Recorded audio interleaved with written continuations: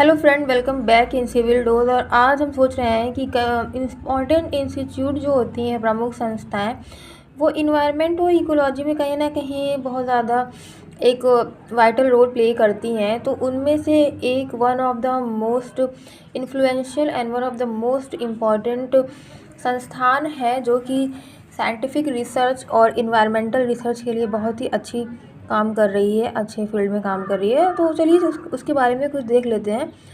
तो ये है नीरी।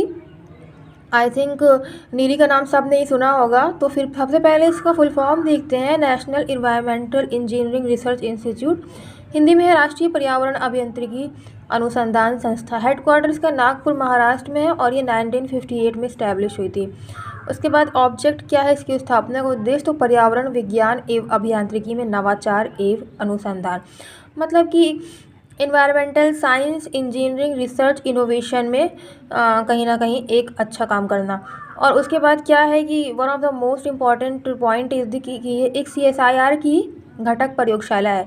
मतलब this is NEERI is the one of the most important body of CSIR। कहीं ना कहीं उसके एक सब्सिडरी बॉडी के रूप में भी ये काम कर सकती है, जो काम CSIR करती है। CSIR इसकी सुप्रीम बॉडी है। उसके बाद अगर देखा जाए तो इसकी 5 क्षेत्रीय प्रयोगशालाएं हैं, दिल्ली, कोलकाता, हैदराबाद, चेन्नई एंड मुंबई।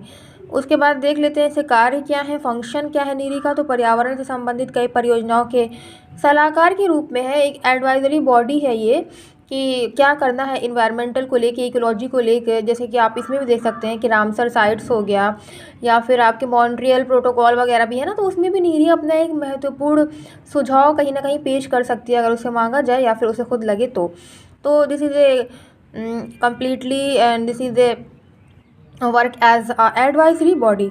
उसके बाद है कि वायु, जल एवं भूमि प्रदूषण के मामलों पर सरकारी एवं निजी कंपनियों से जुड़े विवादों पर विशेषज्ञ राय।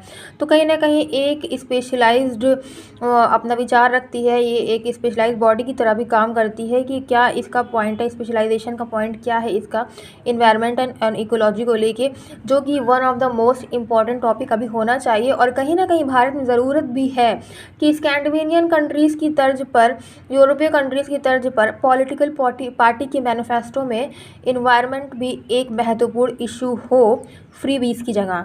तो कहीं ना कहीं नीरी आप खुद भी पढ़ सकते हैं, लेकिन अगर आप सामने से इंटरेक्शन के माध्यम से एक बार इन चीज़ों को सुनते हैं तो वो आपका रिकॉल हो जाता है। तो दैट्स ऑल फॉर नीरी। और ऐसे ही आगे और भी इम्पोर्टेंट संस्थाएं करते रहेंगे। Good bye.